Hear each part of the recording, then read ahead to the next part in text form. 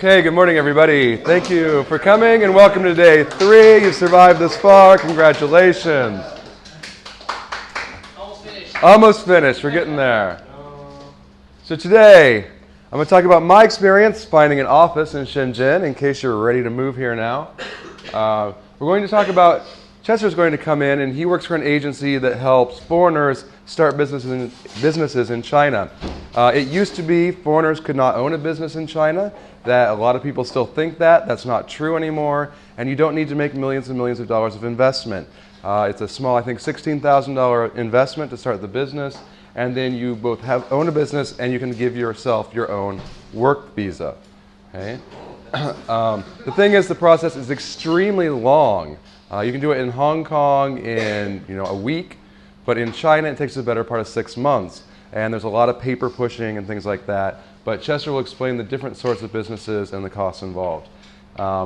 Jin is going to talk about hiring people in Shenzhen. So if you're here and you want to get stuff done, you need people to do it. And Jin does it legitly instead of just hiring IEs or aunties off the street to build things.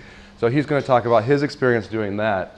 And then if we have time, we're going to kind of hang around and shoot the shit about why we like Shenzhen and what's going on. Soldering workshop again, 2 to 5. Today the professor is going to show us advanced soldering tips and tricks and do like all of his soldering wizardry. And, sorry, I'm tired today. Aaron has donated kindly his yellow fake iPhone, and we're going to have the teacher pop that open, completely disassemble it, and then put it back together and see if it still works. Then tonight at Window of World, which is a fair metro right away, there's a place where we always have a hacker barbecue with Bunny and Akiba and various other people. Maybe Akiba will break dance for us if we're lucky. Yeah? Footage of Akiba dancing last night, but it's super dark. If anyone's a wizard or After Effects or something, then can you burn that? The thing is, there's so many of those out there in Shenzhen, you couldn't burn them all.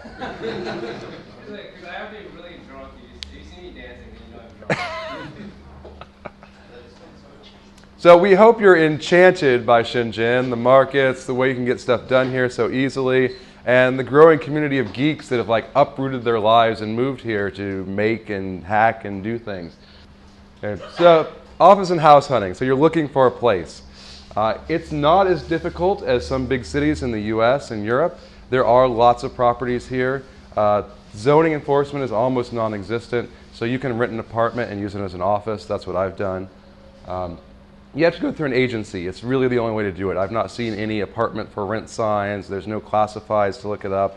There's no websites direct from owners. You go through an agency. They're everywhere. They have offices like this with lots of signs on the window advertising prices per square meter or per unit. They're all dirty, damn lies. None of these units are available. The papers are faded and old. And nothing they have on the window is remotely available, and nothing's in that price range. It's a bait and switch for sure. But what you do is you go to the area where you want to find an apartment or an office, and you look for one of these agencies, and you go in and they'll show you around and what's available. There's usually one every block or even more.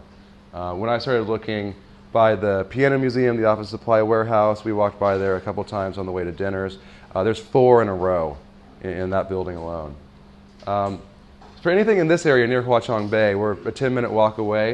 You can spend 4,000 to 6,000 RMB for 2 bedrooms, which is really what you need for a decent-sized office. Is this on a 12-month signing contract? Yes, everything is a 12-month contract.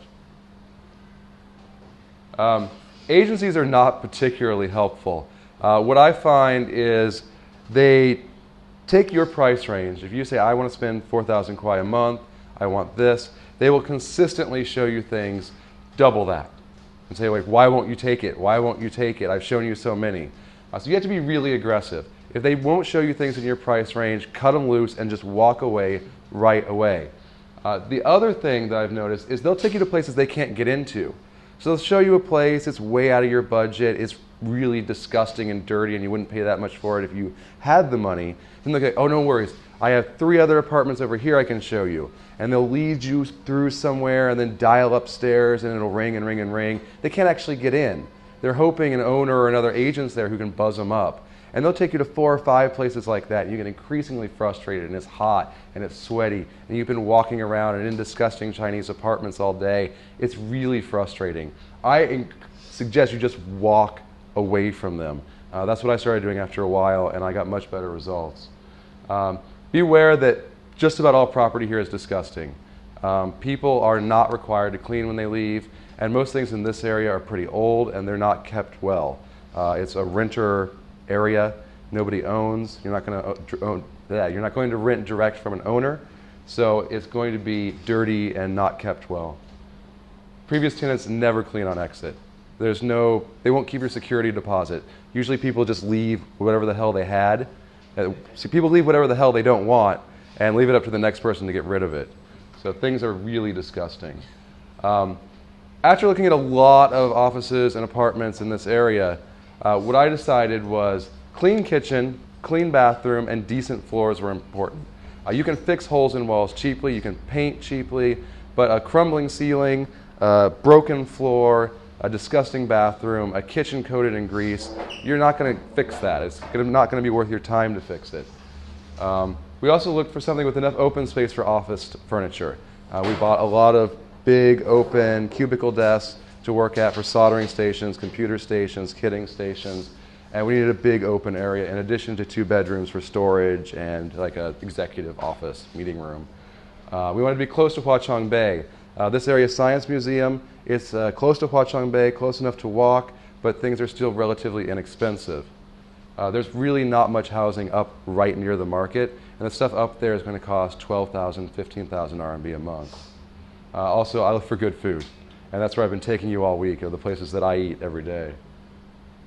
So what we found is reasonably clean, holes in the walls are absolutely disgusting, but the floor is brand new.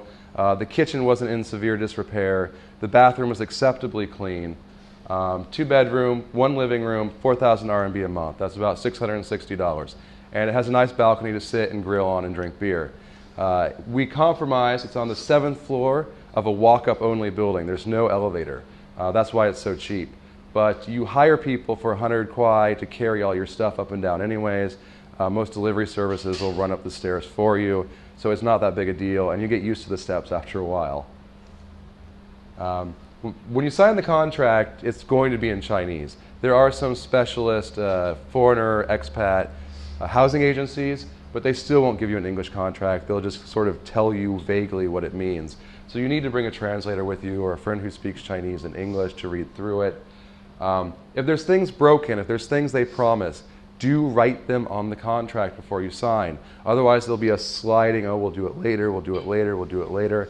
Make sure you write, like repair air conditioner, repair stove, put the door back on its hinges, and a time frame for this, when that stuff is going to get done. You'll need copies of your passport and visa. Just about everything you do in China, you need a copy of your passport and visa. So keep a bunch of those on hand. Deposit is a little different than America, at least, and Europe. Usually I pay 1 month deposit and first month's rent, but here you put down 2 months deposit and then the first month's rent the day you sign the contract. And the agency fee, though, is only half of 1 month, so not as steep as some other places I've rented. Okay. Like I said, the apartment was disgusting but salvageable. And so we hired a respectable looking agency with a website in Chinese and English, a good portfolio to come in and paint. They quoted us, I think, 1,600 RMB and then knocked it down to 1,400 RMB. That's $200 to paint, 2 bedrooms, living room, bath. It was a disaster. They were supposed to come in at night and tape and prep everything. We were really busy moving things around and prepping stuff for the move and didn't go over and check. Go over early the next morning and show up, and there's a half-naked Chinese guy smoking a cigarette, scraping paint off of the floor. They didn't mask anything. They didn't tape anything. They sloshed paint all over the woodwork, the baseboards, the floor, everywhere. And they only half covered it. Now, you could see everything through the paint. It was just a half-ass paint job. So we had to get the boss in and argue with him. He's like, oh, no, it's done. It's fine. You know, it'll clean up. And we had to pay another 500 RMB to have them go in and put a second coat of paint on the wall so it was decently done. Like I said, previous tenants never clean. They leave the place a disgusting pit. So you get an IE or an auntie, a cleaner, to come in. If you go with an agency, they charge about 30 RMB or $5 an hour. I suggest going through an agency and watch them a bit. If they work hard and clean quickly, it's good. But if they're wasting time, you kick them out, you give them their 30 kwa, you call the agency and have another one sent. You have to provide all your own cleaning supplies. They don't bring stuff or any tools or any equipment. So for moving, I lived in Jin, where some of you are, mid-century apartments, for 7 months in a 2-bedroom unit there. That was my office and my living space. And when I finally got an office and apartment, I had to move everything out of there. So I hired a tricycle man, and you've probably seen them sitting on the corners up here. They have electric tricycles, and they move things. We got 2 guys to come for 100 RMB each, and they loaded up all the office stuff into 2 tricycles, drove it over to the office, carried it up 7 flights of stairs on their back. The whole process took maybe 30 minutes. It was amazing. For furnishing, you have a couple options. Shenzhen's big, it's modern, you've got all the modern stuff like IKEA, but it's way overpriced. All that stuff is luxury goods here. It's imported, it's highbrow. So it's overpriced. A couch I bought in Amsterdam for 250 euros, $350, is $550, $600 at the IKEA in Shenzhen. There's this place that in theory seems awesome. It's a used furniture market. It's a bit north of Huachong Bay. Things are reasonably priced, but it's overall a scam. We call it the furniture gypsy place.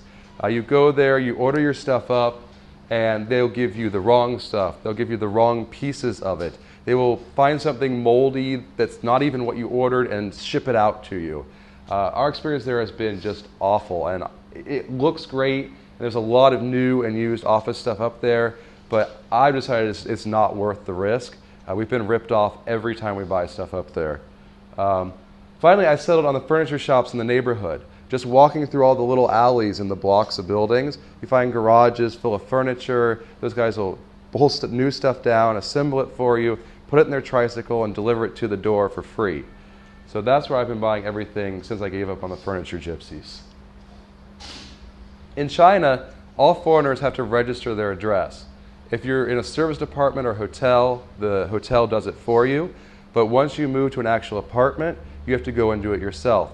You're supposed to do it within 24 hours of arriving. So you find your local police station. It probably won't be the right one, but they'll point you in the right direction to the foreigner registration office for your district. Again, you'll need to bring copies of your passport, copies of your visa, and pictures of yourself. And it will actually depend on what part of Shenzhen you're in. When I registered here in Fujian, the office is kind of down by the highway down there. They didn't want pictures. They scanned my passport and that was enough. But they did want copies, and they absolutely were not willing to let us use their copy machine. So we had to hoof it to the little village and wander through the blocks of buildings until we found the copy shop in a garage and get copies made. However, in Lohu, I had a friend register. They made copies for him, but they needed those pictures, and they would not register him without the pictures. So I just suggest you bring the copies, you bring the pictures. You'll also need a copy of your lease and a copy of the owner's ID card. And it's standard to get that in China. You usually don't have to ask for it. They just copy their card and give it to you, and you give them a copy of your passport. It takes about, if you're lucky, it takes about 20 minutes to do this. If they give you a trainee who's never done it before, who speaks no English whatsoever, it can take an hour and a half or 2 hours. In Lohu, they speak fluent English at the registration office. Here in Fujian, it was no English whatsoever. There's a little bit of the form down there. You see the form's in English, so you can theoretically fill it out. Do you have to deregister? No, no. And in theory, they register based on, it's not in here, but they register based on your entry stamp. So if you have a 60-day visa, you have 60 days to be in China, and then you have to leave and come back again. But they only register your address for those 60 days. So I have a 2-year business visa, but it's 60 days long, so my registration is officially 60 days. But they told me at the office I didn't need to come back and do it again unless I wanted to buy a house or a car or something that needed a updated registration. That's what they told me. I don't know how legit that is, but I've not gone back to do it. I figured they know where to find me. Question? Yeah. If you're traveling and you miss a few nights hotel stay, does that Okay. know where you're at every night? In theory, if you're not staying at a hotel, if you stay at a friend's house, if you stay, with family or something, you have to go to the police and register. That's in theory. Though there are people who have lived here for years and not registered ever, and they still get their visas renewed over and over and over again. So I don't think they're keeping track of it, for example, when they renew your visa. But in theory, you should do it. And I think China's the kind of place where they're going to be relaxed about a lot of things, and then suddenly they're going to decide it's a deal.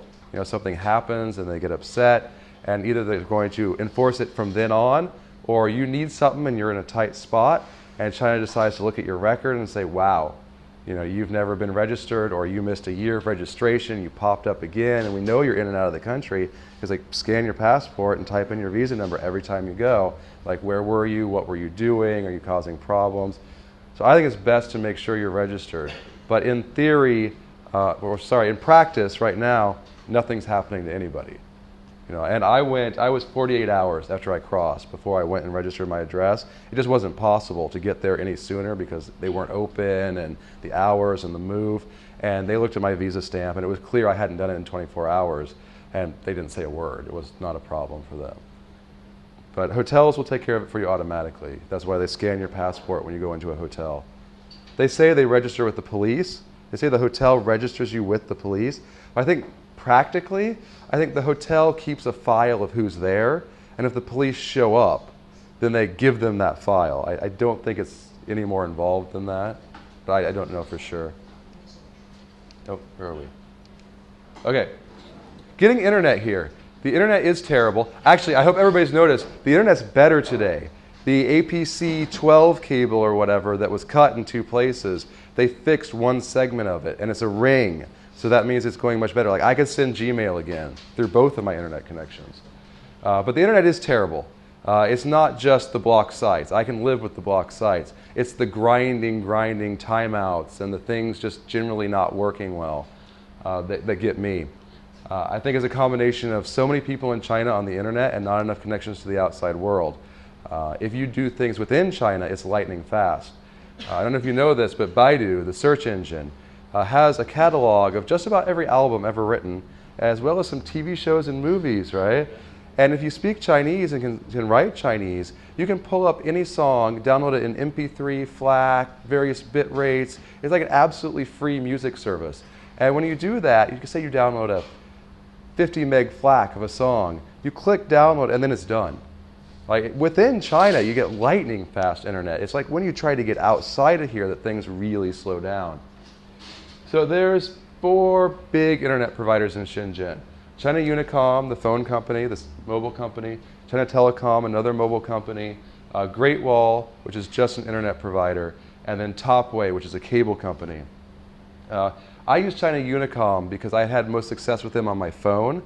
But when the internet got really bad last week, we called up a second company and got Great Wall installed. So here, in my experience, even really old buildings have Ethernet networks to everyone's apartment. So in the office, there's a wire that it actually comes around the door and gets slammed in the door every time we go in and out. But it's an ancient building crumbling, but it has Ethernet into the house. In Lohu, the older part of the city, actually most high-rise apartments will have fiber to the door. Internet's cheap. For 1,000 RMB a year, about 160 bucks, I have 50 megabit internet from Unicom. And then for another 1,000 RMB, I have a second 50 megabit internet from Great Wall. I called them up. They do have an English hotline, though Jin deals with all of that for us.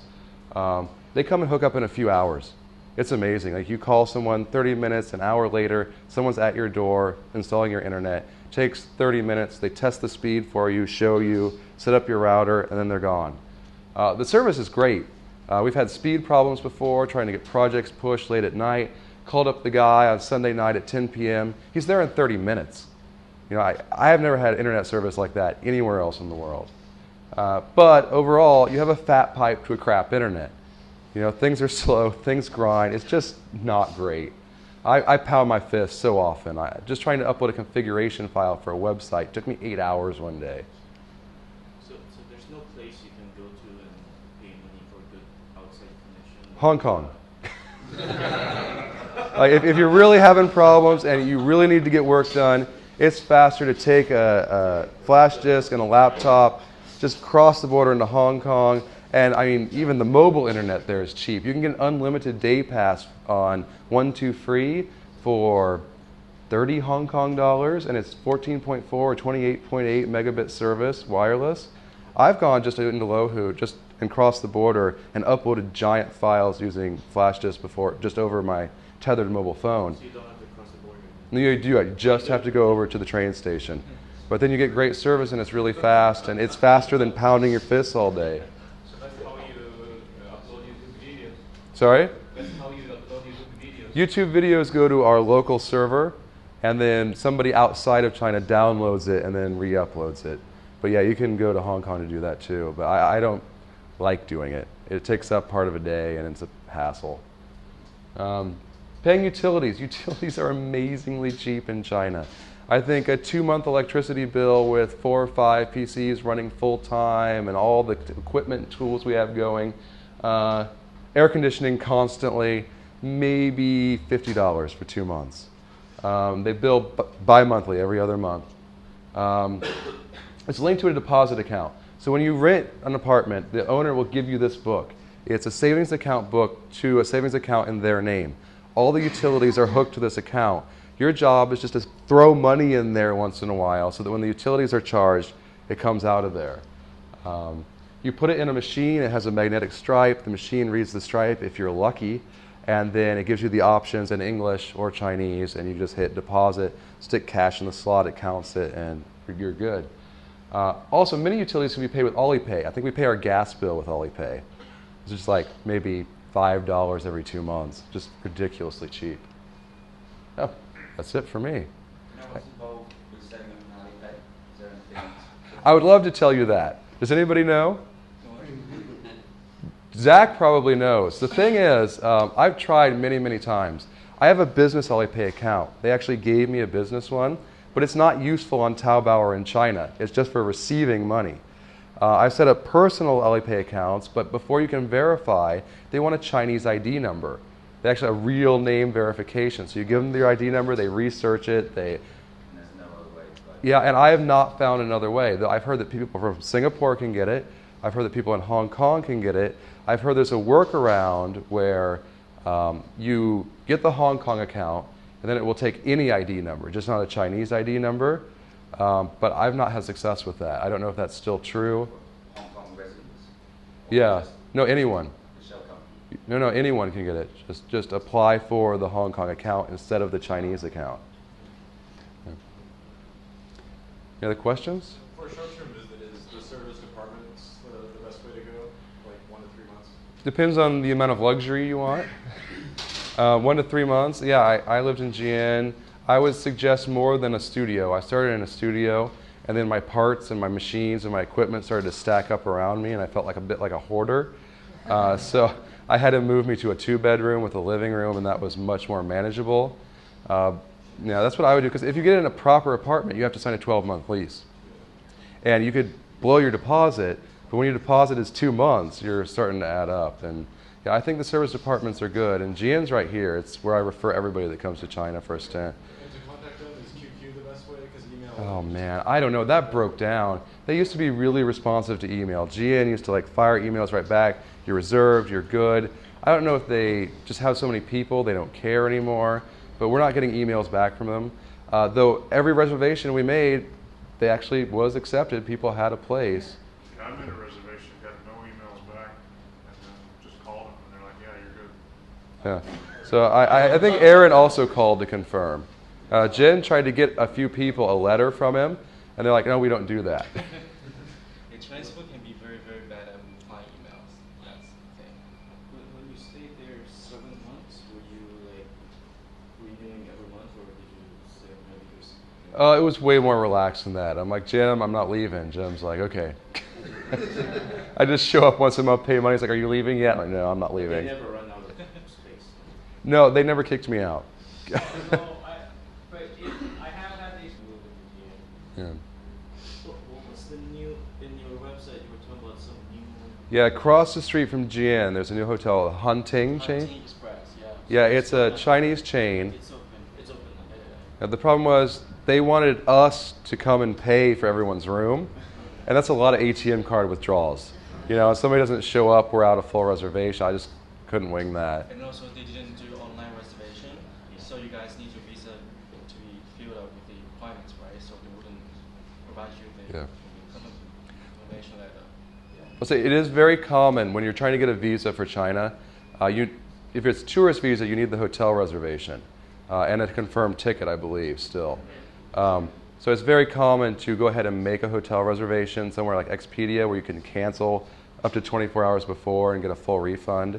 It's very common to make that reservation, give them the stuff, that way you get your visa processed, then you cancel it later and then figure out what you really want to do. That's very common. I've done that like for every visa I've got. You know, they changed the visa system lately. Now, the business visa used to be a big pain. You have to give a confirmed hotel, you have to have a confirmed ticket, you have to give a letter from your company, an invitation letter from another Chinese company, a whole bunch of documentation, like who are your parents, what are their jobs, you know, and that kind of stuff. But the new system is way less invasive. For a business visa, you don't need a letter from your company, you don't need a hotel reservation, you don't need a plane ticket anymore, you don't need proof of insurance, you don't need any of that anymore. So a business visa has become significantly easier to get.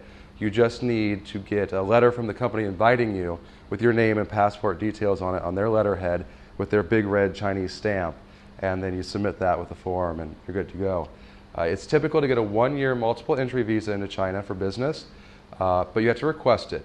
This last time I got a 2-year multiple entry visa, which isn't even an option, but if you fill it out on the form, there's an other. You check other, you write 2-year multiple entry, and then you have your invitation person write 2-year multiple entry and explain a history and what you're going to be doing in the future.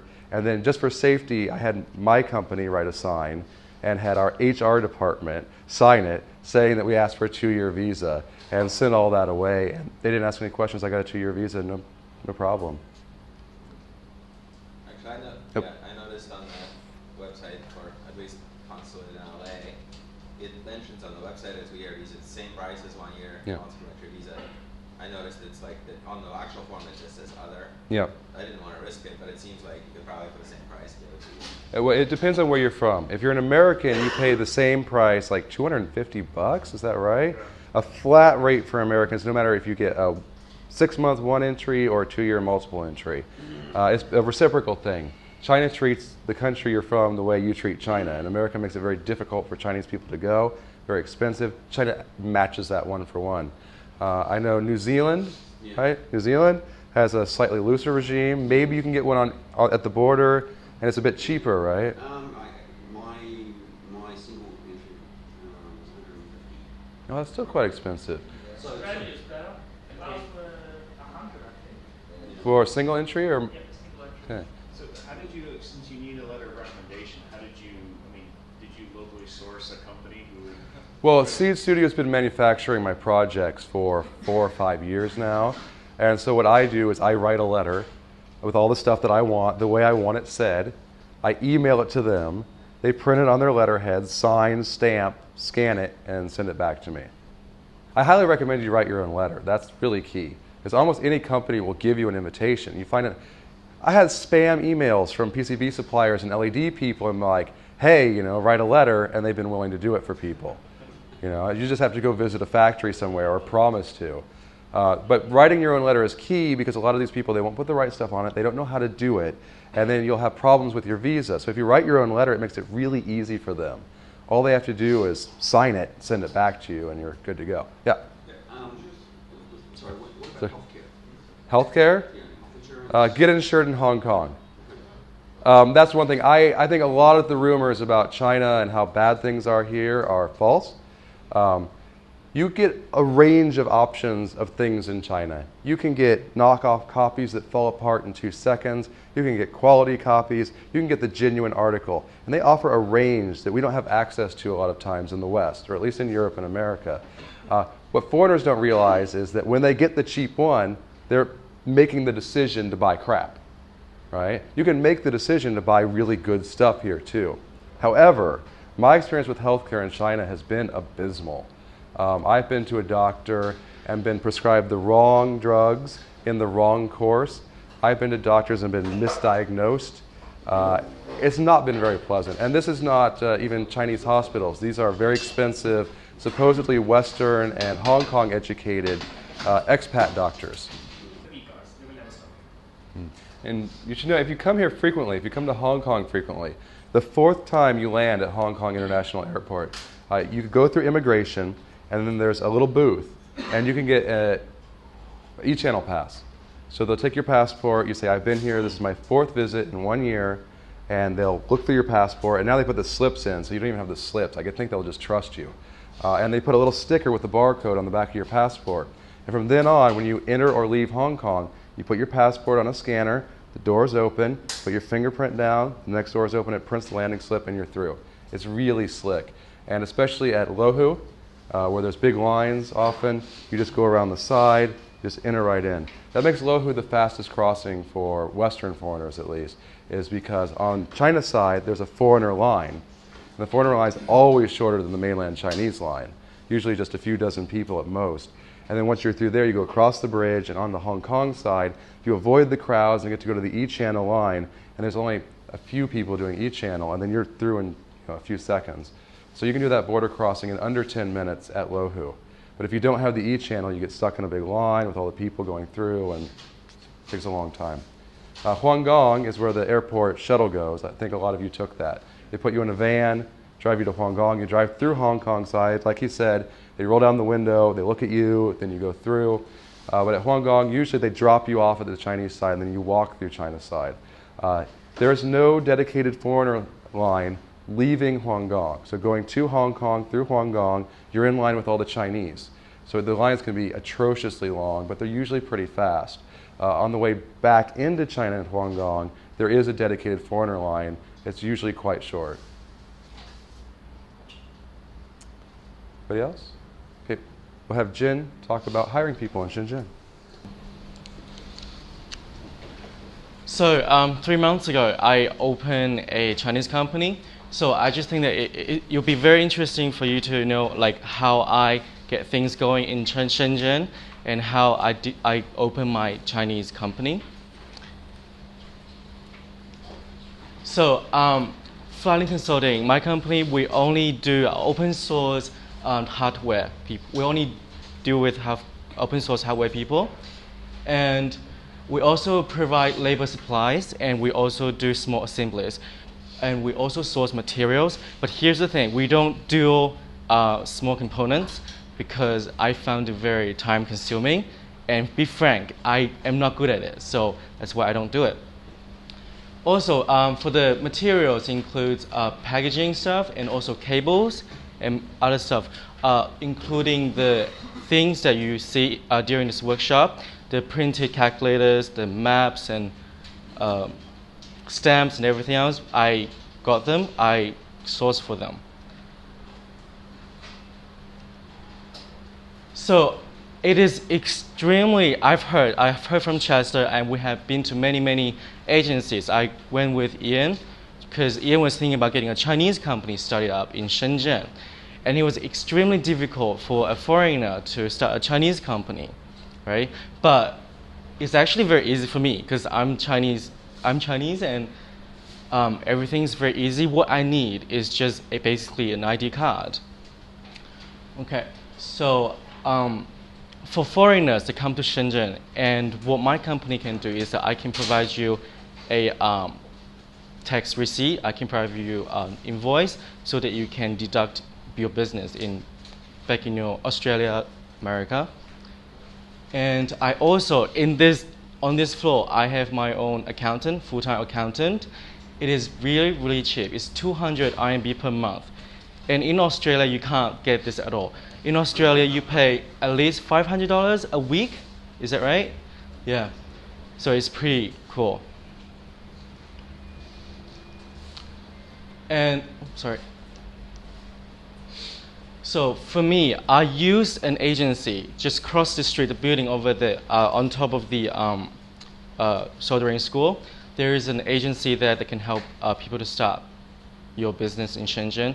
They do Chinese companies for foreigners as well, but they told us that it's really difficult. and I went ahead and do it. So I gave them my ID card and an ID card of my friend because they need 3 positions to be certificate enough to open a company. So we went ahead and do it, and we pay that much of money just for the agency fees. It saves a lot of hassle because in China, here's the thing, that everything in China involves lots of paperwork and lots of stampings and lots of people talking. It gets to the point that you just say, it's okay, or just pay for the money and let them do the things, and it's all good.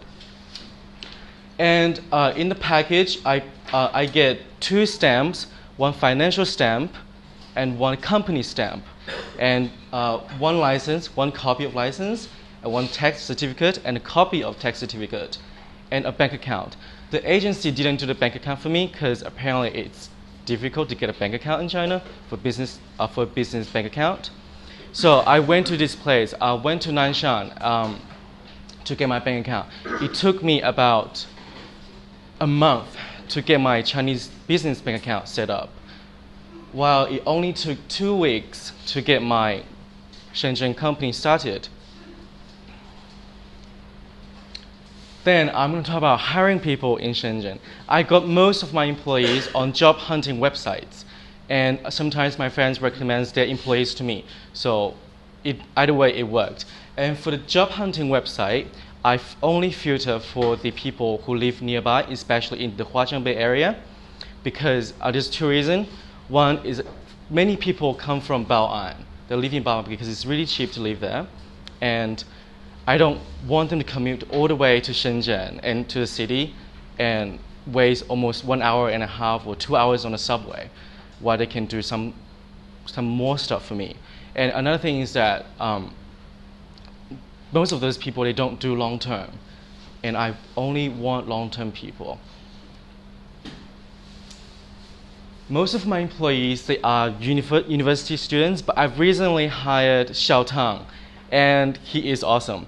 He's the guy that has been taking you guys up and down from the XC to here, XC to soldering workshop place, and also he assembled the stuff that you sitting in front of you right now, and that is Xiao Zhang. He's also my long-term part-time employee.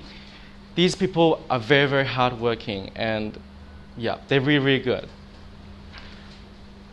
Xiao's nickname is Chinese Stewart. No. Stewart's nickname is British Xiao. Really? I didn't know that. So these people, they can work on weekends and they can work on weekdays depending on your demands. So basically 2 days earlier, you just call them up. You'd be like, so we have a project going on, and can you come tomorrow or the day after tomorrow? They would just say, they usually say yes, unless those people who has already got a job in the daytime, so they can't make it. We have to shift them onto the weekend shifts. Chinese work ethic. I don't know. I've heard people say that Chinese people are very, very hardworking, and I think it's just basically the same as everywhere else in the world. You get good ones, you get bad ones, but I can frankly say that most employees I have hired are very hardworking. Maybe there's 1 or 2 people, they came and sit around not doing anything, and then they just kind of like left, and they only worked for 1 hour, and it was about lunchtime, because in a Chinese employing, like you're hiring people, you cover lunch. Sometimes you provide accommodation as well and dinners, but for these people we do part-time, so we only cover their lunch. So you buy them lunch, and the 2 guys came, they stayed for 1 hour and then kind of like wanted lunch, and then it's fine. I got them lunch, and then they work for 1 hour and then they left. These are the people that you don't want in your office, because it just slows down your whole team. Because from my team, I always want them to do work as a producing line. So if 1 people is missing, then the whole team is going to slow down. So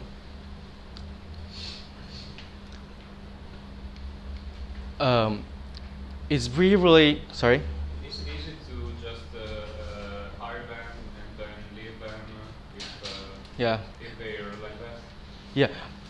Sorry, like what? Do you make a work contract where they must, when, even if they're practical workers, you must keep them for a month, for example? Yeah.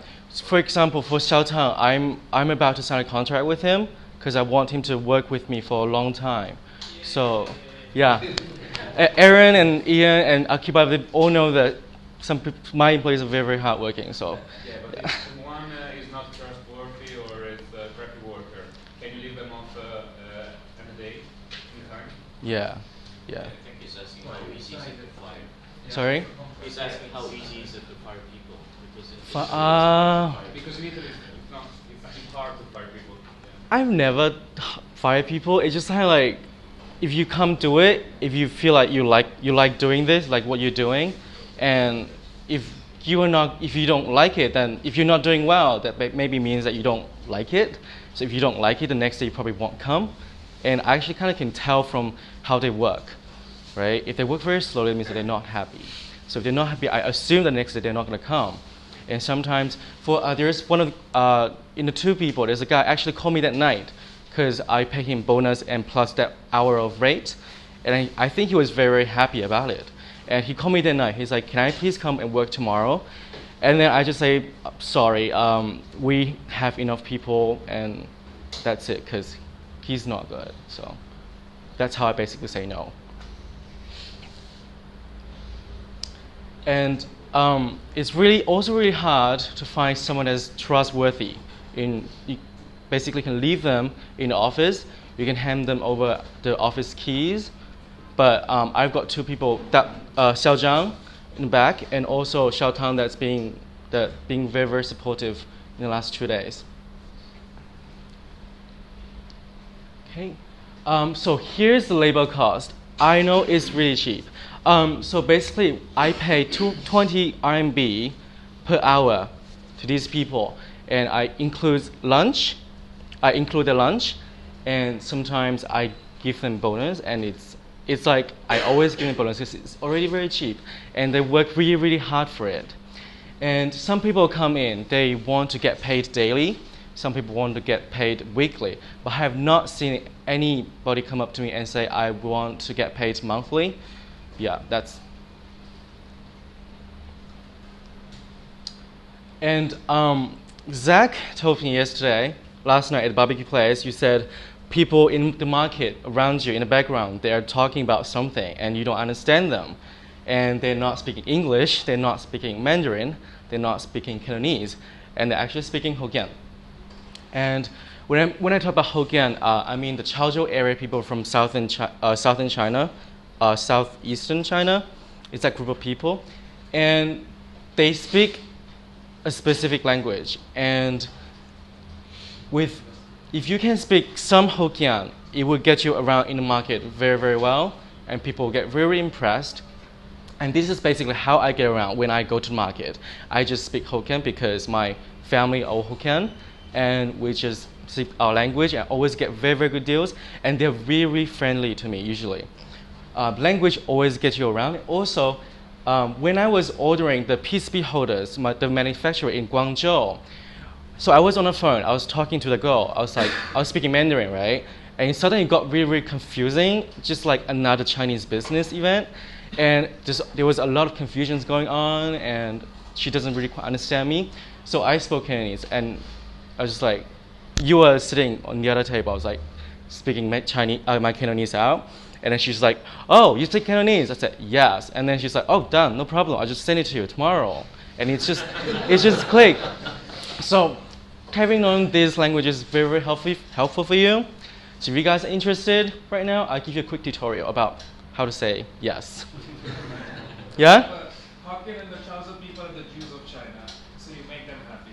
You'll be happy. Yeah, they say that. I'm watching the in Guangzhou's electronic market, Lanfang Tasha. 70% of the shops are owned by Chaozhou people. Yeah. 70% of the dealers are Chaozhou people. If you go up and try to buy something in Chinese, they'll switch and talk about you or talk about what they should charge you. And that's when having Jin is really good. Because Jin will be like, oh no, you can charge us whatever. And Sean's like, no. It's free. You don't pay. Your family. Because Hokkien people are just like, they're very, very, they pay a lot of attention to like team working. Like if you're the same people, then you don't need to pay. For example, we went to this the phone market. We wanted to get the screens done, right, for your Nexus 5. And we went up there, we have 2 phones, and then she put the 2 screens on, and we're speaking Mandarin. And then suddenly they switched to Hokkien, and they talk about, oh, how much should we pay, how much should we charge this foreigner? And I'm like, I was listening, and then stop. And then I spoke in Hokkien to them, and said, 30 kuai is fine, don't need to give us a discount. And she's like, oh, you speak Hokkien? I said, yeah, I do. My family's from Hokkien. And they're like, no problem, brother, it's free, no problem. And in the end, he walked out with free services. So If you want to have a screen cover put on really well, go to the cell phone market. Yeah. Like no dust, no bubbles, like perfect, doesn't peel up. You do that like all day, every day. It's really good. Yeah, so some language lessons. Yes, and Mandarin is 好的,好的, and Cantonese 嘿, hey. And then Hokkien, squish your nose and go eh.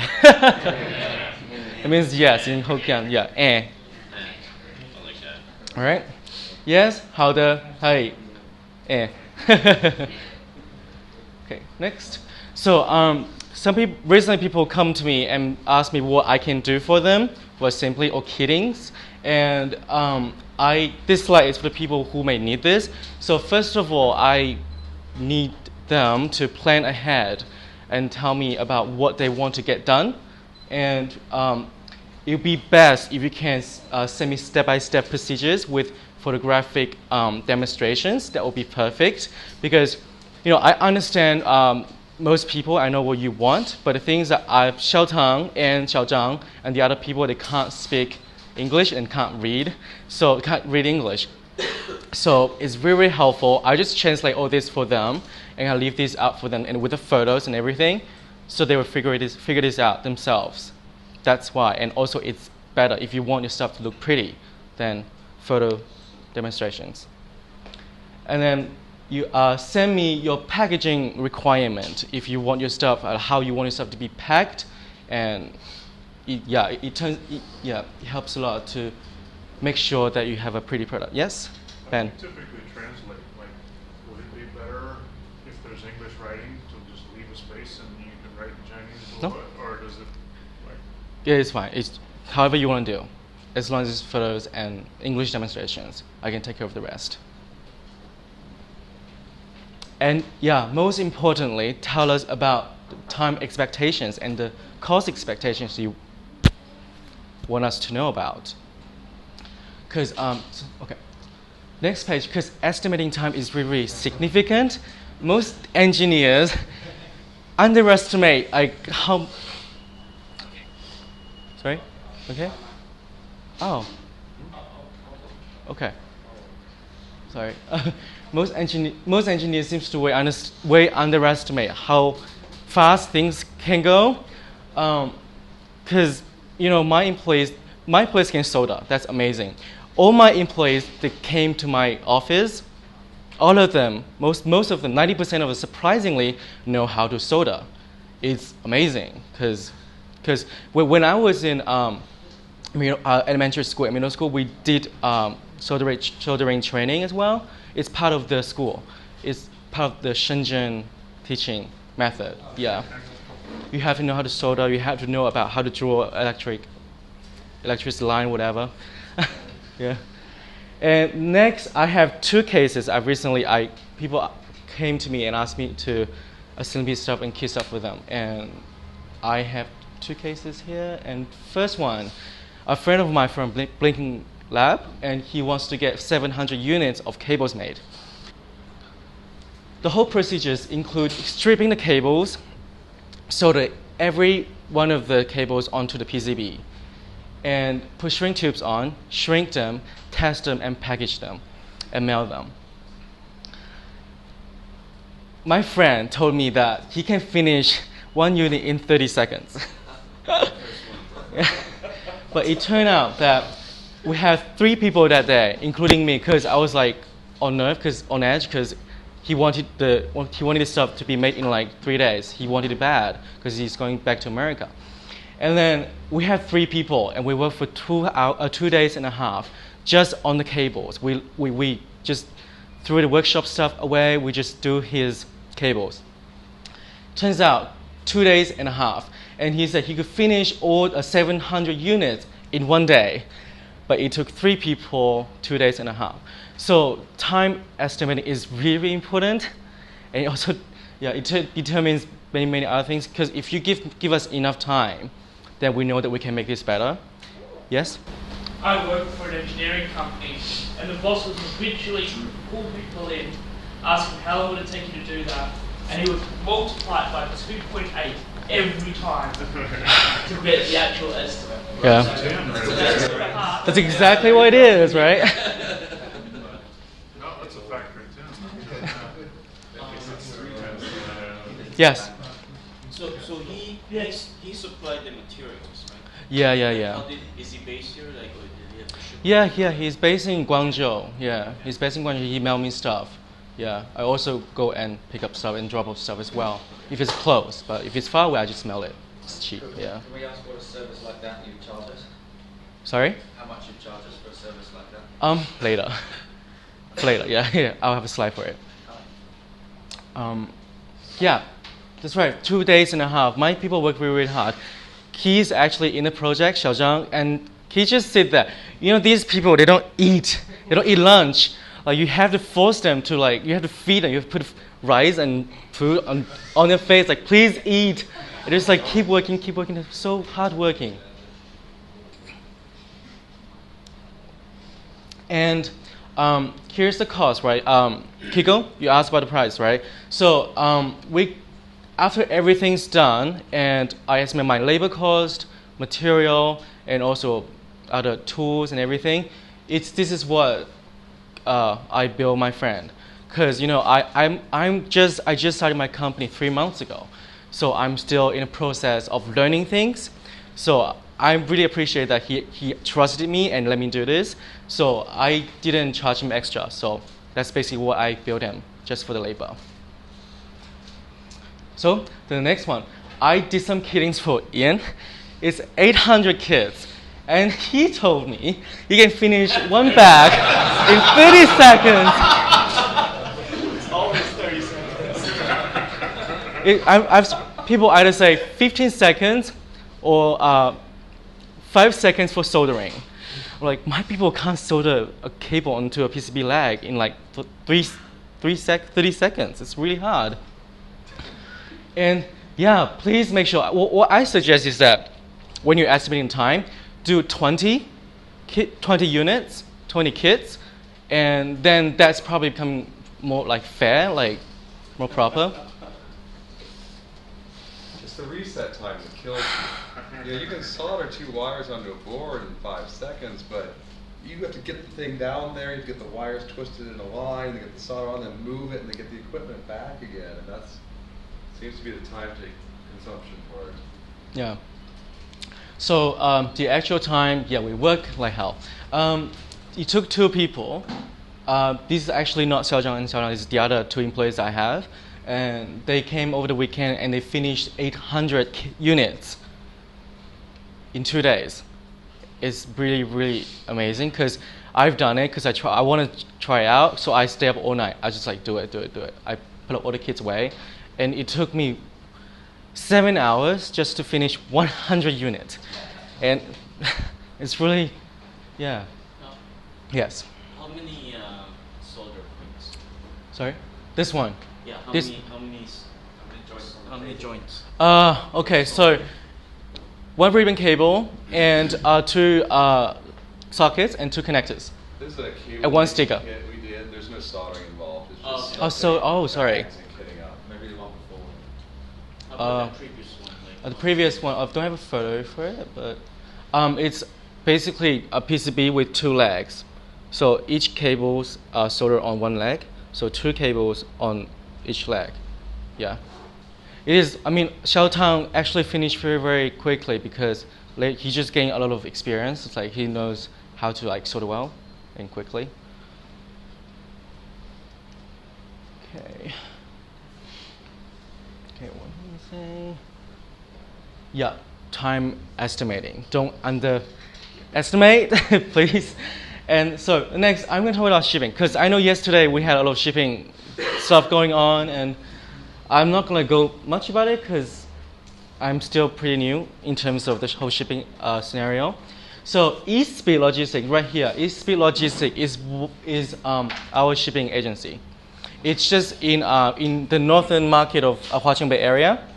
So if this is SAG and you walk along the street, it just locates in a building on the end of the street. So it's actually, oh yeah, that's hilarious. The manager's name is Xiao Dou, and it means little Mr. Bean in Chinese apparently. Yeah, we call him Bean or Hey Bean. First of all, they have a very, very nice website, well done website. They have an English version, but it's really bad. So they have like drop-down menu in English, and the title's English, and then you click on the drop-down menu, the content Chinese, and it doesn't help you out. But you can log in. You can log in with it's a English login page. You can log in no problem. But yeah, so what you do is you create an account on the website, and here's the thing: it will give you a whole breakdown, like a whole list of different carriers, like how much they charge. So, for example, they have like Hong Kong Post, Singaporean Post, and FedEx, DHL, UPS. They have basically everything in the agency. So you just choose whichever carrier you want to work with, and then send them out. They will call people. You can call them. They will come up to your office and pick them up. Only if you have more than 500 kwai worth of stuff. Because on the website, here's the cool thing. You choose the carriers, and then you put in the values of your stuff and the weight, and then it will generate a price for you. And then you can choose either pay on the website, or you pay by cash at the office when you drop off. Well, I've never paid, because I've gone through the procedure, but I haven't gone to the last procedure to pay, right? So what they do is that you got the bill, and then you click pay, and it will lead you to Alipay, a payment service page. And you have Alipay or other internet banking. I don't think they take foreign bank cards. Yeah, and you type in the information, and it's done. And they will come knock at your door and get your stuff and leave. But what I do is I send people out, or I go to the office and drop off the stuff, and it's done. So here's the thing: I had 3 envelopes. It was actually the first time I went to the office. I had 3 envelopes in my hands, and I hand them over to the girl. And then she put a stamp on, then she put a slip on as well. And then she just like throw it to the back, like, okay, here's the money you need to pay. I said, you didn't even weigh my stuff. And she's like, no, it's okay. It's just how we do it. I'm like, okay. So basically, they don't even weigh it. So that's the thing. And it's funny. It's quite funny. So my experience, 50 cent envelopes go to everywhere in the world. No tracking though. Can I put a Hello Kitty little phone in one and get it home for 50 cents? I don't think so. Maybe yeah, the bubble, yeah. Okay, so like you're saying that if for some reason I had a need for I could like hit you up for something that had like a 50-cent shipping cost anywhere in the world, you like low rate or maybe not 50 cents. I've been shipping all of our free PCBs, all of our sample kits, our stickers, our giveaway stuff with eSpeed, and it costs 3 to 3.5 kwai per padded envelope. That would take 1 to 2 stamps in Europe, which would cost me about €2 or $2, somewhere around there. And I've not had any problem with a single thing being lost, and I've mailed, through Jin, I've mailed probably 100, 120 freebies now in the last couple of months. Oh, okay. Yeah, all right. How long do they usually take? Depends on where you are. Yeah. To US? Like, say, to the US, it takes about a week. We mailed a bunch of stuff over Chinese New Year, though, so it went and then it stuck. And then it all went, like right after the New Year, things arrived 5, 6, 7 days later. So it's $20 US dollars for 1 kilo, and you FedEx to anywhere else. It takes about 2 to 5 days, but I would say 4 days, 4 to 5 days. Yeah. And then here's the thing: how we charge. At this point, I'm still trying to find out how I should bill people, and I have a few ideas here, and I want to charge people like we have a monthly retainer, and then I work on hourly rates. That's one of it. And the second one is we do project fees plus hourly fees, and it's the second one that I'm thinking. So whichever works, and also packages of calls. And I'm actually thinking about doing something like maybe a little bit creative and fun. Is that I want to sell lots of other services outside of engineers. I want to do services to help people like to move to Shenzhen. So like if you like, I want to give lectures like this to people who just came to Shenzhen, and I want to take them to bank and I open bank account for them as like an agency services. And also, Ian talked about the passbook earlier. And many people in Skylar, they had all these experts came here, they have problems. And I don't know what things were. It's like, this is red book. I don't know how to put my rent into this.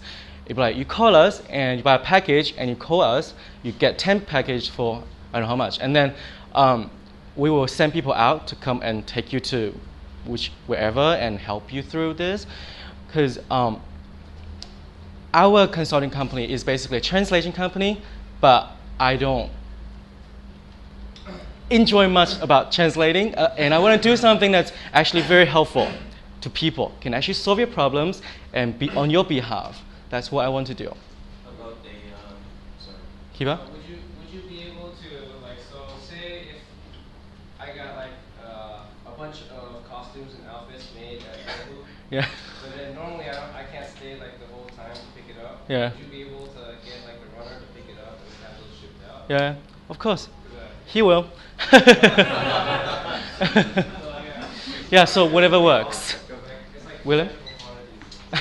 William? Yeah, how about like an invitation letter service with this time? That, look, legal services, I not touching it yet because I'm kind of a low background and I want to get things done slowly. And maybe we can do that in the future. But I haven't, but most of my family work in law courts, and yeah.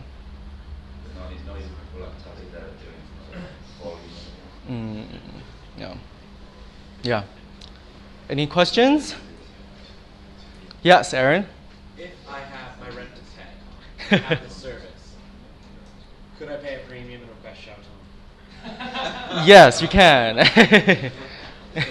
Sorry. Yeah, any questions? No? What was the last question? Before I didn't know. Yeah. Okay, so here's my my webpage and my email address. So let me know if you have any problems. I will try my best. My team will try our best to help you guys. Okay? Thank you so much, Jin. Now, Chester is going to come up, and Chester works for an agency, or maybe he's now running an agency, that helps expats start companies both in Hong Kong and China, and as well as can help you get a work visa. Okay, this is Chester, and he's going to talk about company formation. Well, first of all, if you want to do a business, so you have many options, right? So you can have an offshore company, or you can have a local company. So first of all, we want to talk about, have a Hong Kong company. Okay, what's the advantage of a Hong Kong company? Because there is no foreign exchange controls like China. Because when you have a China company, when you want to transfer the money from China to overseas, you have to apply for the permit from the Foreign Exchange Bureau first. Then they approve it. Then the money can transfer from China to overseas. And because Hong Kong is an international city, so if you have a Hong Kong company, it's kind of like a band, a famous band to promote your business. And it's very easy to maintain the companies. You just have to do annual return every year, and you have just file the tax based on when you receive the tax return from. Then that's it. If you don't have the profit generated from Hong Kong, then you can do zero tax filing, and you doesn't need to do the audit reports. And the tax is low. You just have to pay the profit tax is 60.5%. And if in China, it's 25% of the profit tax. And for the Hong Kong company, there is no limited for the company name. You can use international, you can use China, you can use whatever you want. But if you want to set up a company in China, there are certain limitations for the name. You can use China, you can use Guangdong. Yes, you can use it, but it takes a lot of time to apply for the name like international, Guangdong, China, something like that. And yeah, why you have a Hong Kong company? Well, if you doing business within, like Shenzhen, it's very easy to accept from Hong Kong to Shenzhen to deal with the business. It's very easy for you to accept to Hong Kong. Any question? No? Okay. So you said that financial transactions are easier with Hong Kong. Yes. But when now you want to do business with Shenzhen, you still need to get somehow the money. Well, let's say usually in this case, if you have a Hong Kong company and you deal with the client in Shenzhen company, right? And usually the Shenzhen company will also have a Hong Kong company, so you can deal with the business within Hong Kong. Okay. So it's very much easier. Anything else? Okay. Are there price differences between the Chinese company will charge you compared to what the Hong Kong company will charge you? What charge? If you buy things from a Shenzhen company and they have a Hong Kong company, as you said, would there be a price difference between what the Chinese company will charge you? Yes, because if you it based on what kind of product you do. Because when you do import-export, the tax is based on the product items. So the custom tax and the VAT tax is different. Later on, we will talk something about like that. Okay. And well, you need to know. It just takes 10 working days to set up a company. It's very easy. But the newly set up company, it takes after 18 months, then you will receive the tax return from IRS. Then you just need to file it. So if you during these times, if you don't have the profit that gained from the Hong Kong, then you can file zero tax. It's very simple. But if you doing business with Hong Kong company, then you need to do the bookkeeping and the audit report and and file the tax. Yes. So okay. I'm not sure if you can answer this, but about a year ago I did some business with a company and they had a product made in Shenzhen, but for some reason it shipped to Hong Kong, and after that it go back to Shenzhen. So there was some kind of tax reason that they had to go to Hong Kong and then actually charge some kind of fees for going back to China. And I could never figure out why, but there was some reason they did it. Do you have any idea? I know, because if the product, let's say, is made in China, it's supposed to be cheap. But when you ship it to Hong Kong, then they will change it like made in Hong Kong. Then when it came back, the stuff is made in Hong Kong, so it's expensive. It's more expensive. Yeah. So it's just a way for them to actually. Yeah, I want to take more from you. Make it more expensive. Yes, that's right. Okay, what's the requirement for set up a Hong Kong company? It's very easy. Just a copy of your passport and it's a resident proof. So if in your passport, if you have the English address of your passport, then no need to offer the resident proof. If you don't, then you have to provide like a electricity bill, a bank statement. Just have your name on it and have your address on it. Then you can use it as a resident proof. Then you can set up a Hong Kong companies like that. Yep. So I live in Japan, so would I be able to set up a Hong Kong company out of Japan Mm-hmm. and remotely operate it? Yeah, you can do that because Hong Kong, you can use a virtual office as an office address. So you doesn't need to work in Hong Kong to just have an office here. Would I need to rent a virtual office space or just a mailbox? Well, actually, when you set up, you use company service like that. Usually, the first year they will offer you an address as your contact address, and they will give you, to receive mail, a mailbox for bank letter or the letter from the government. They will receive it and they will just post it to you, because you have to leave the communication address. They will post it back to you. There are quite a few companies in Hong Kong will give you a comprehensive package of mail receiving, mail forwarding. Even if you receive a call, somebody calls you. Yeah, we'll also transfer back to you. Yeah. Okay. And there are enough companies like that in Hong Kong. And more than enough. So, anyone? Okay. Don't you need like one person to be like a director? I mean, to be Yes, like at least president? one director. Who's Hong Kong resident? No, you can be the director.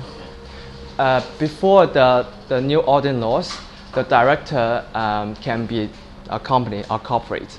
But right now, they mention that you at least one individual director. Who does not have to be a Hong Kong resident? Yes, anyone. You need a secretary, right? You need Yes. a secretary who's a Hong Kong resident. Yes, because the company who set up your Hong Kong company, he is the secretary. Yeah.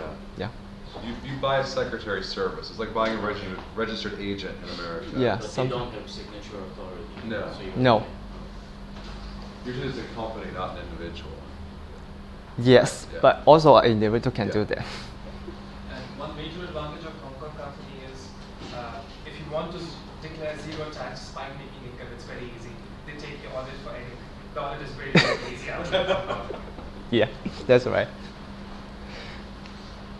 Okay, so after you set up a company, so you need to do the business right. So you need to open the bank account. So that's just all the documents. After you set up the Hong Kong company, you will have all these documents. You just need to provide the resident proof, and you just go to the bank to open the bank account. It's that easy. So they will just ask you some questions like, what's your for 1 year your annual turnover? How much is it? What kind of business you do, and what's the business model when you're doing this business. After they review your, the interview, like an interview, and they will just approve you can have the account. Then they will send you the password or anything, e-banking, blah blah blah. Then you can use the account to do the business. Yeah. That needs to be done in person though. Yeah, by yourself, the shareholder or the director. You mean you have to go there? Yeah, you have to go there. But if you let's say you are in Shenzhen, right? You don't want to go there, then you can use a video conference to open, to make appointment, then open the bank account.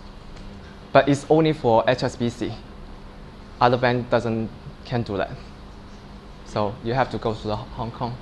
For personal account. For personal account, it's very easy. You have HSBC Premier, you can actually open it from the US or at least. Yes, they have the video conference, so you can do it everywhere. But for other banks, yeah, you cannot do that. Okay, so we move on for the Chinese company. And there was types of the foreign investment company. First is representative office. We call it all or web office. The second is wholly owned foreign enterprise. We call it WOFE. And third, we have another type called joint venture. Single foreign investment company. It's just the difference for WOFE and the JV is just that the shareholder is different. because the shareholder of the Wolfie is all is owned by the foreign share, but the JV is you have the Chinese shareholder and the foreign shareholders.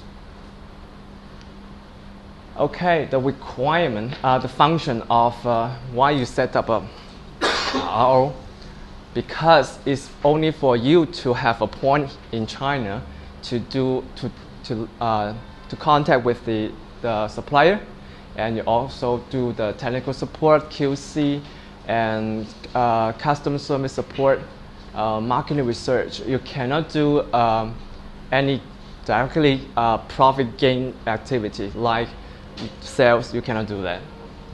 And the RO cannot issue the 发票, the invoice, the Chinese invoice, because they don't have this function.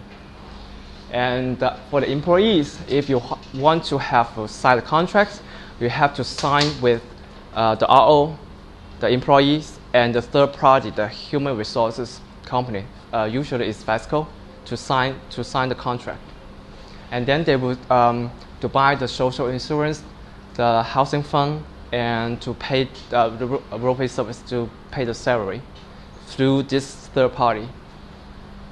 And for the RO, you don't need to deposit the capital to the bank accounts. Just when you do the bookkeeping, tax filing, when you have an accountant to tell you how much you need to put, then you can transfer from the parent company to this bank account, or you can have it. You can transfer the money from your personal bank accounts. Okay. And for the Wolfie, it is a limited company that you can issue invoice with the Chinese invoice 发票, and you can do all kinds of industry, but some industry that foreign investment company cannot do. I also have the catalog. So there were 3 types in the catalog. There were 3 types.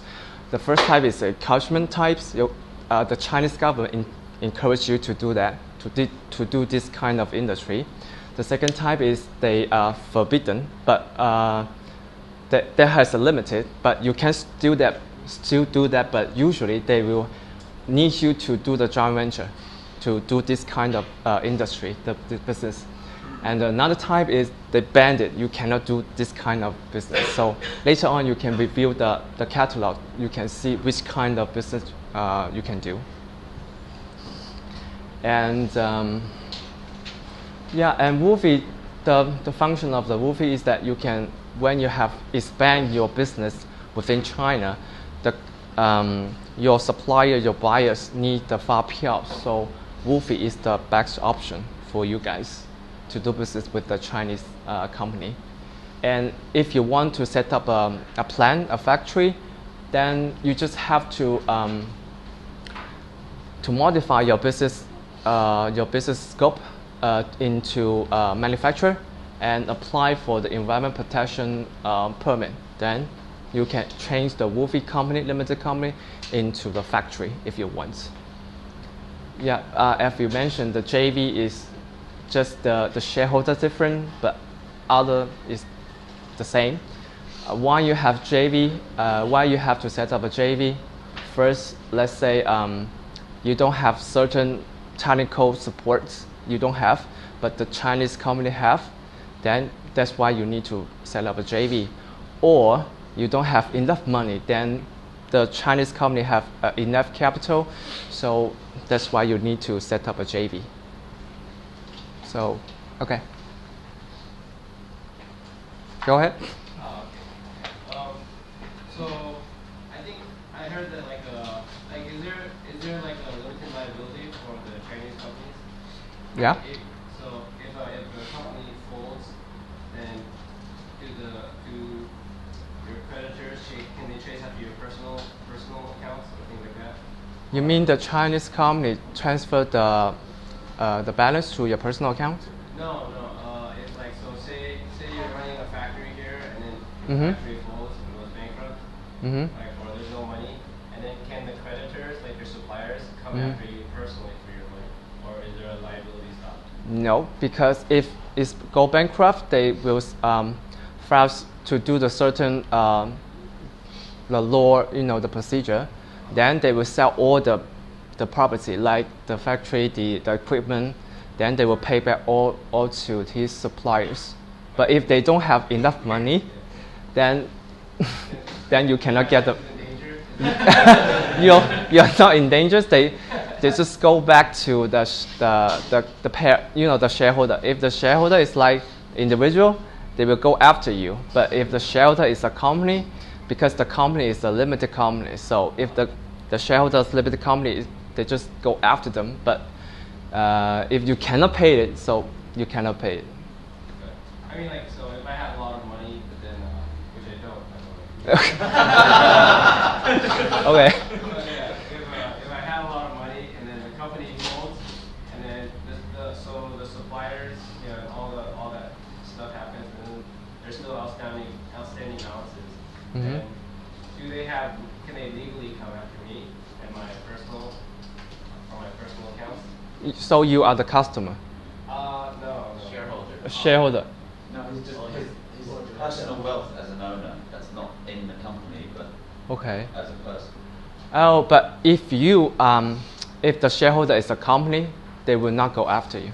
Oh, okay. Okay. That is the director. Director. He was the director of the company, for example. Unless he just steal the money and just go overseas, then they will go after you, of course. Okay. Yeah. Specifically for purpose of importing into China. Import to China. Okay. I've heard that you need to have Chinese partners. No. Is it the case? No. It's different. So You even just. a goofy can do it. Yes, of course. If you have the import-export license, you can do import-export. It doesn't What's the matter. procedure to get that? Well, you just well, you just take around a month to apply for all these documents, for customers declaration, the certificate, a lot of stuff. I will talk to you later. Okay, for the RO, what's the requirements? Well, the parent company must have been established for over 2 years. This is the basic. Yeah, the only requirement. And the document you need, first the notarization of the parent company. If it's a Hong Kong company, it can be notarized by the Hong Kong lawyer. But it's not every Hong Kong lawyer can do that. Only they have the attachment in China, the qualification, they can do that. And if other foreign company, like let's say it's a U.S. company, then you have to do it in the China embassy in U.S. to do the notarization. And we suggest, and you also need to notarize the Xi representative passport, because we need the passport to crave in the stamp. So if you have notarized the Xi representative passport, then you doesn't need to show up to all the departments to the government. You doesn't need to show up. All you have to do is we prepare the document, you just sign, then we submit for you, and that's it. And other documents is that you have to have a rental office. You have rent office here. We have a contract and a leasing certificate, and the period should be at least 1 year. Yeah, I have tried one with 6 months, but it's not that safe. It's not that we can guarantee that we can do it for you, because in the regulation it's at 1 year. So half year is a little bit risky if you sign the leasing for half year. And for the bankruptcy letter, so let's say you use the Hong Kong company to set up the RO, then you can fill in a form to the bank. Then they will send you the bank reference letter. What's in the bank reference letter is that how much money, how much balance in the bank accounts, and it is the status of the bank accounts. Yeah, it's basically they will show that, okay, if you have enough money to do the business to set up this company. and also for the Xi representative picture, because we need to make the Xi representative certificate. Yeah, and the process time will be 3 weeks, but so if everything goes fast, goes smooth, at least just 1 week we can set up the RO. It's very easy, actually. So, okay. Sorry, just going back a little bit. Okay. Why do you need a foreign investment sort of shell in China? What's wrong with just a Hong Kong business buying and selling? Because after your business going well, so your clients need to, because when your supplier or your buyer of the China company want to do business with you, it's not that convenient for them to do the business with the China company to a Hong Kong company. So that's why at the very beginning, the China company will have a Hong Kong company to do the business with your Hong Kong company to do the transaction. Is it like a small business that just makes some of the paperwork go away for the Chinese side? Paper? What do you mean by the paper? You said it's difficult for Chinese to sell me things if I have a Hong Kong company. Yeah, the difficult is to transfer the to do the transaction, because within China they have a foreign exchange control, so they have to. That is a great financial firewall in between you two. Yeah, because we have to apply for the transaction in the foreign exchange bureau first. After they approve, then we have to submit the document like the contract, the PI, yes. All kind of this document to support you that okay, you're doing this business with the Hong Kong company. After they approve, then the bank can transfer the money back to. Use this company to buy things so that the money is transferred. Yes, it's not easy actually. So that's why you need a foreign investment company in China, so you can do the business within China. So it's more easy for them. That's first. And yes, the second is it's more easy for them to do the bookkeeping, because when they deal with you with a Hong Kong company, it's another expense for them to to do the bookkeeping of a Hong Kong company. So maybe if you have like a large order and you don't have it set up, they might turn you away because just too much paperwork to set you something. Yes, sometimes.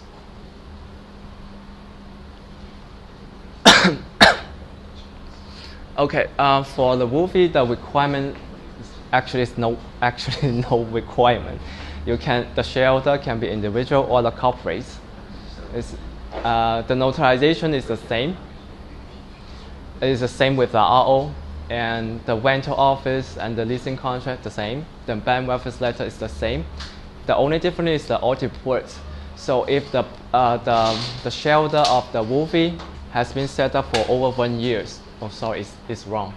For over 1 year, then they have to do the audit report when you submit the documents to the government, because they need to check for the last year if you have enough revenue and do you have enough money to do the investment. Then the government will check all the data. Then they will approve your company setup.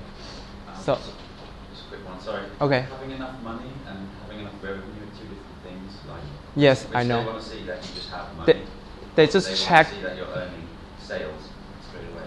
Actually, I can tell you that the audit report is just like rubber stamp. Yes, rubber stamp. It's not not that important actually. Yeah. The only important is that the bank reference letter. They just check how much money in there, and if you can do that, if you have enough money to invest, then you can do that. Actually, in Japan they have a service where when you set up a company, you can actually borrow money, put it in your bank account, and then so when they check, then when it's done, you restore it. Yeah, it's something like that in China. It's illegal actually. I mean, Okay. when you're setting up the company, the guys who are setting it up for you will give you a format. Just make sure that that's printed out in the letterhead of your bank and he stamps it. Chinese, the official executive will get only that thing, that these things are written, these points are mentioned. That's it. Yeah, that's right. Yeah. So how much should you have in the bank account? Well, I will talk about that. If for the service company like technology or service company, And the minimum registration capital is 100,000, but for a trading company is 500,000 RMB. Yeah. Sorry, numbers again? For service company is at least 100,000 RMB, but for trading, sorry. It's on the next page. Yeah, for trading is 500,000. And the time should be within 1.5 months to 2 months. Usually for service company is 1.5 months, but for trading companies usually 2 months.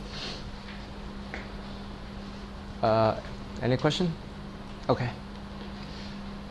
And the requirement, a requirement for the JV is a little bit different from the WUFI. Because they have two shareholders, right? The Chinese shareholder and the foreign shareholder. And for JV, the foreign shareholder at least for 25% of the whole total share at least. And you have two options to set up this JV. The most simple way is that the Chinese shareholder and the foreign shareholder set up a Hong Kong company. And then use the Hong Kong company as a shareholder to set up a company in here. It's the most easy way. Another option is that you have this China company. This China company has been set up for 1 year. Then they transfer the share within China to foreign shareholder, like individual or a company is okay. But the China shareholder must be a company, cannot be a person. So that's why the first option is much easier for you to set up a JV. Okay, what kind of document? For the option 2, what kind of document? Because for the option 1, the document is the same with the WUFI. For the option 2, the documents is a little bit different. For option 2, all the company documents of the China company, the business license, organization code certificate, taxation certificate, the leasing contract, the stamp, and the bank reference letter of the China company, and the audit report of the China company. And for the foreigner part, the foreigners have to do the notarization of the company. Let's say a Hong Kong company, a US company, the bank reference letter. It's the same with the WUFI. If you have set up the company, the parent company have been set up for over 1 year. Also, the audit report is the same. Just the difference is to add up the China company documents. Okay. After the company set up, so for the RO, you doesn't need to invest the money into the bank accounts. But for the WUFI, you have to do that. And usually it takes 10 to 15 working days to open a bank account. And for the WUFI, you need to open 2 bank accounts. The first bank account is for recorded capital bank accounts. It's for you to deposit the money from your parent company's bank account to this capital bank accounts. Later on, we will do the capital verification report. Then after the report submit to the government, after the government change the data, then the money can be changed, can be shifted to your basic bank account. The basic bank accounts, what's the function of a basic bank account is like you can pay the salary, you can purchase the good, basically it's the basic the daily operation. You can use this basic account to do with the business. And when you deposit the money, you have 2 options.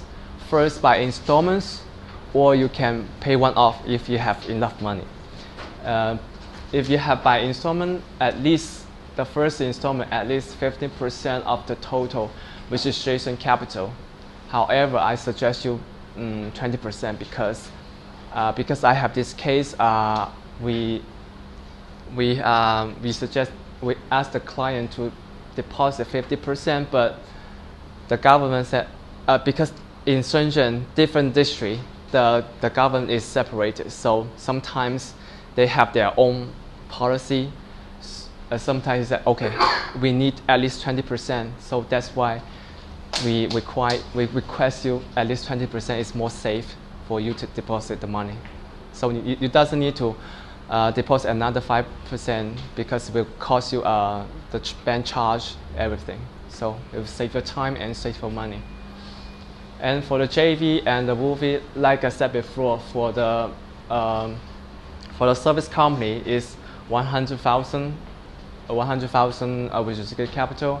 For the trading is 500,000. So is this the money you can? Sorry, is this the money you can use? Yeah, it can be used to for the rent, for the salary, for purchase the good, for everything, for the operation to maintain the company, to do the business. And it doesn't have to be above 100,000 at all times, just when you do the registration and paperwork.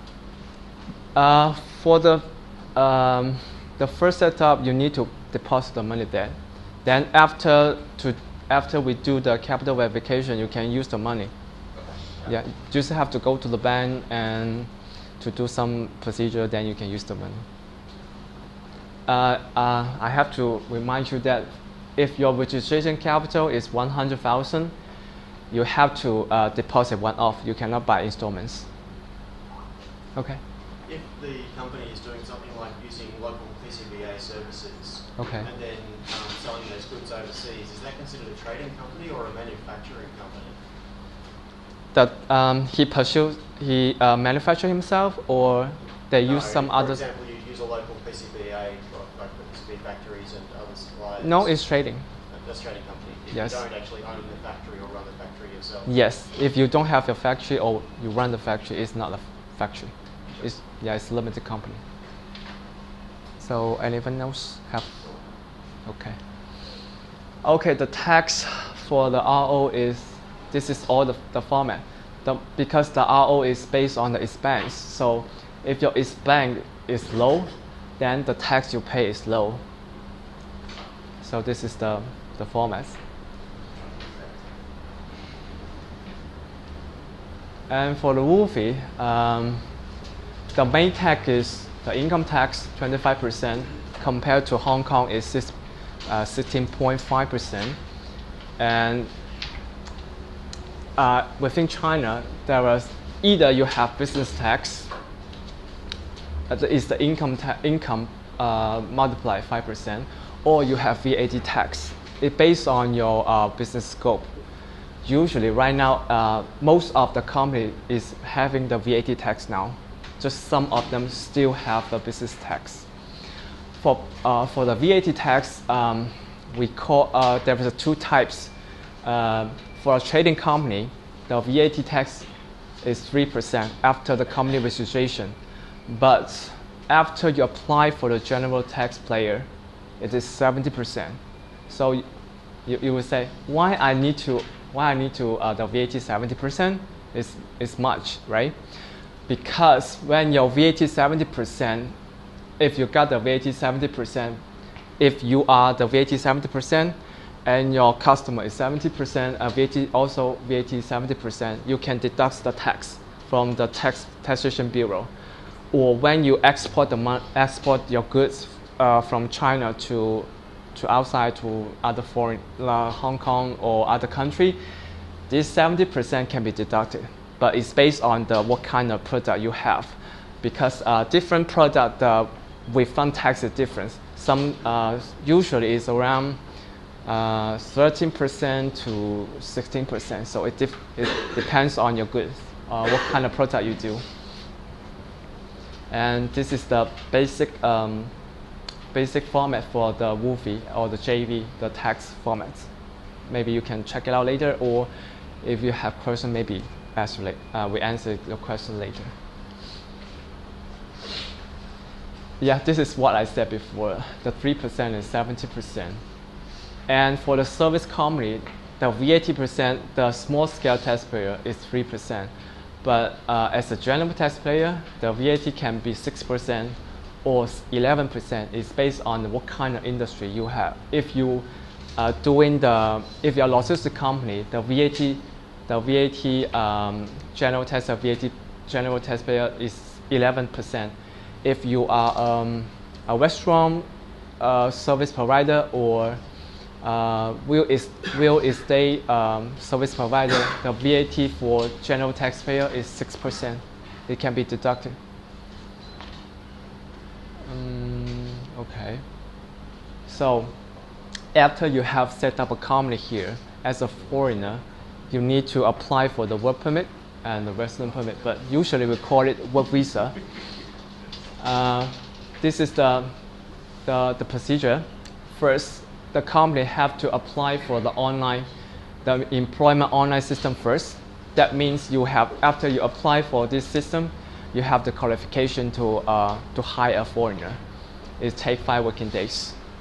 And the next procedure is to submit the documents, the online data first, then submit the paper documents for the employment permit.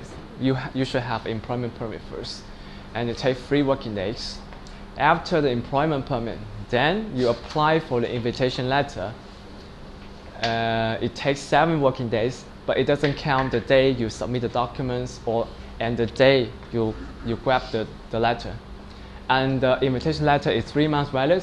So when you get the invitation letter, you can say, I stay like in US, I can wait for 2 months, then I submit the document to apply for the Z visa. But after you apply for the Z visa is also 3 months valid. But after the Z, you enter China within the Z visa. The Z visa is only 1 month valid. So within this 1 month, you have to apply for the work permit and the resident permit. And the next procedure is, after you get the Z visa back here, you need to apply for the work permits. And after you apply for the work permit, you need to make appointment in the Public Security Bureau. You need to make appointment for the interview, then go to the interview.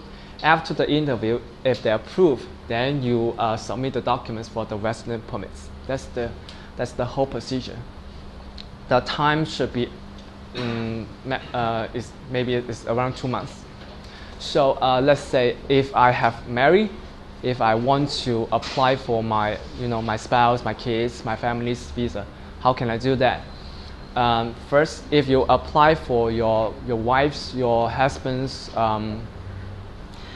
the visa, first you have to notarize the marriage certificate in China embassy. Then you use these documents and your documents to apply for the spouse visa, the dependent visa. For the kids, it's the birth certificate notarized in the China embassy in US or your country. And then using these documents to apply for the children's visa. Okay. Simple. Yes, for us it's simple, but you have lots of documents you need to prepare and a lot of report you need to write. So is there a service that just does everything? Yep, but that's perfect. yeah. Can you bring a translator to the interview? You need to, yeah, you can, but it have to be your own worker, your contact, yeah. And there was another situation. Let's say I already work in China. I already have the resident permit. Right now I'm working for company A, but right now I got better offer and I want to work in the company B. How can I do that? Do I have to do all this process again? The answer is no, because if your resident permit is still valid at least 1 month valid, and then you want to change the company, company A to company B, all you have to do is to do the interview, to the work permit, the interview, and the resident permit. First, I can tell you how to do it. First, you cancel your previous work permit first. Then you have the statement that you cancel your previous work permit. Then you apply for the new permit under the new company, and then the procedure is the same. And that's how you change the company from company A to company B. Any question? Okay. Well, the document you need to prepare first is the company documents, the business license, organization code certificate, company stamp, the leasing certificate. For you guys, you have to prepare is your passport, 2-inch picture, and the picture we see. You just go to any the Photoshop, just tell them you use the picture to do the visa, they know how to do it. And you have to do a health report within China. And then after the and also the temporary resident form for visitor, when you do it, so after you have the Z visa and come back to China, you need to apply for the temporary resident form for visitor. When you do the temporary resident form for the visitor, you need to because you need to rent an apartment here. So the PSB who in charge of your apartment, you need to go to that branch to apply for the temporary resident form for visitor. And also, what kind of documents you need? Your education diploma, bachelor above, is. If you don't have, I also have I also have a way to do that, to use a reference letter to equal to the education diploma. Actually, it can fake it. And also your resume. Yeah, and pretty much of it. So that's it. Thank you, Chester. Hey, thank you, Chester. Chester will be around to answer questions in the back. We're a little bit over time. We'll have to clean up the room and leave. I know you all want to get lunch too. At 1:50 again, we'll pick anybody who doesn't know where the soldering school is. We'll pick you up at the metro exit for the second day of soldering class. Otherwise, just please show up at the workshop by 2 o'clock. Today, the teacher is going to show us all sorts of crazy soldering tricks and tear down a fake iPhone. So thank you all so much. I hope you enjoyed all the talks and discussions. And thank you to all of our speakers today and all the other days. Thank you, guys. Thank you for coming.